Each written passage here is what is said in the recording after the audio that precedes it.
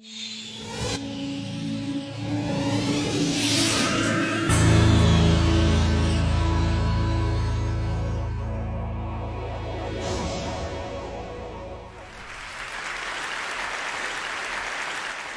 live in South Central. This is South Central. Liquor stores, fast food, vacant lots. So the city planners, they get together and they figure they're going to change the name South Central to make it represent something else. So they change it to South Los Angeles. Like this is going to fix what's really going wrong in the city. This is South Los Angeles. Liquor stores, fast food, vacant lots. Just like 26.5 million other Americans, I live in a food desert. South Central Los Angeles, home of the drive-through and the drive-by. Funny thing is, the drive-throughs are killing more people than the drive-by.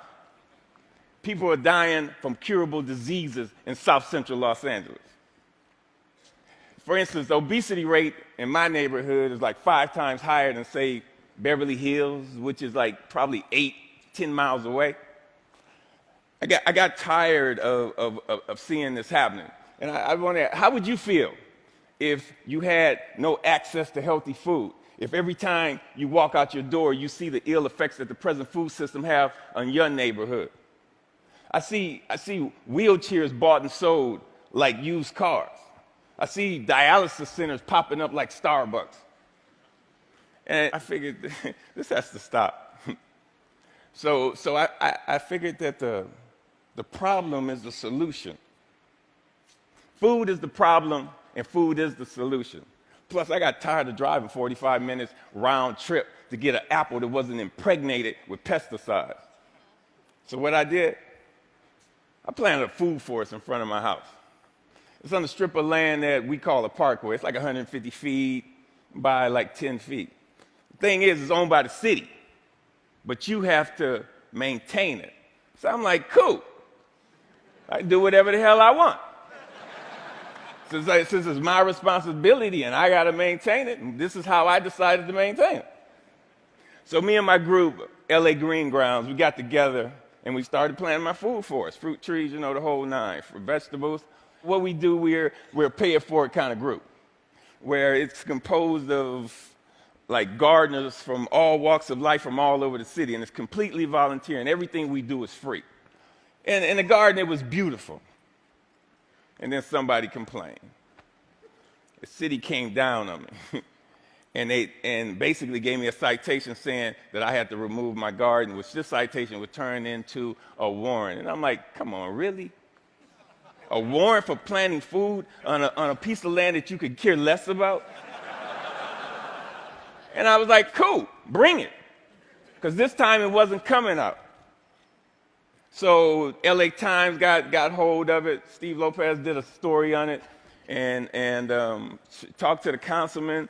And one of the Green Grounds members, they put up a petition on change.org. And with 900 signatures, we were a success. We had a victory on our hands. My councilman even called and said how they endorse and love what we're doing. I mean, come on, why wouldn't they? LA leads the United States in vacant lots that the city actually owns. They own 26 square miles of vacant lots. That's 20 Central Parks. That's enough space to plant 725 million tomato plants. Why in the hell would they not okay this? Growing one plant will give you 1,000, 10,000 seeds. Okay. When $1 worth of green beans will give you like $75 worth of produce. It's my gospel. I'm telling people, grow your own food. Growing your own food is like printing your own money. Thank you. See, I have a legacy in South Central. I grew up there. I raised my sons there. And I refuse to be a part of this manufactured reality that was manufactured for me by some other people, and I manufactured my own reality. See, I'm an artist. Gardening is my graffiti. I grow my art. Just like a graffiti artist, where they beautify walls, me, I beautify lawns, parkways. I use the garden, the soil, like it's a piece of cloth, and the plants and the trees, that's my embellishment for that cloth. You'd be surprised what the soil could do if you let it be your canvas. You just couldn't imagine how amazing a sunflower is and how it affects people. So what happened? I have witnessed my garden become a tool for the education, a tool for the transformation of my neighborhood. To change the community, you have to change the composition of the soil. We are the soil. You'd be surprised how kids are affected by this. Gardening is the most therapeutic and defiant act you can do, especially in the inner city. Plus, you get strawberries.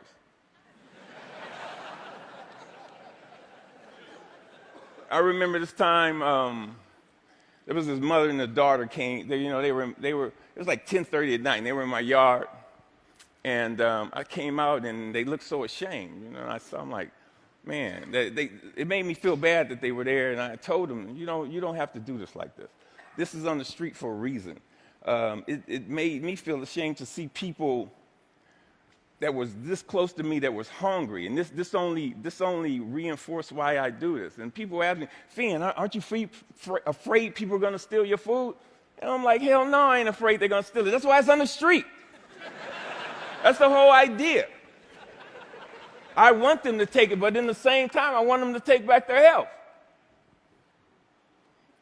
There's another time when I put a garden in this homeless shelter in downtown Los Angeles. The guys, they helped me unload the truck. It was cool. They just shared the stories about how this affected them and how they used to plant with their mother and their grandmother. And it was just cool to see how this changed them if it was only for that one moment. So Green Grounds has gone on to plant maybe like 20 gardens. We've had like 50 people come to our dig-ins and participate in this, all volunteers. If kids grow kale, kids eat kale. If they grow tomatoes, they eat tomatoes. But when none of this is presented to them, if they're not shown how food affects the mind and the body, they blindly eat whatever the hell you put in front of them. I see young people, and they want to work, but they're in this thing where they're caught up. I see kids of color, and they just on this track that's designed for them that leads them to nowhere. So with gardening, I see an opportunity where we can train these kids to take over their communities, to have a sustainable life. And when we do this, who knows? We might produce the next George Washington Carver. But if we don't change the composition of the soil, we will never do this. Now, this is one of my plans. This is what I want to do. I want to plant a whole block of gardens where people can share in the food in the same block. I want to take shipping containers and turn them into healthy cafes. And now, don't get me wrong. I'm not talking about no free shit, because free is not sustainable. The funny thing about sustainability, you have to sustain it.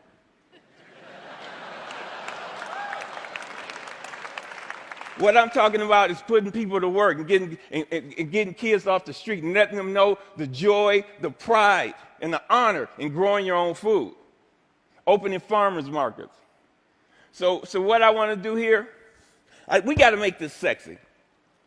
So I want us all to become ecolutionary, renegades, gangsters, gangster gardeners. We got to we got to flip the script on what a gangster is. If you ain't a gardener, you ain't gangster. Get gangster with your shovel, okay? And let that be your weapon of choice. So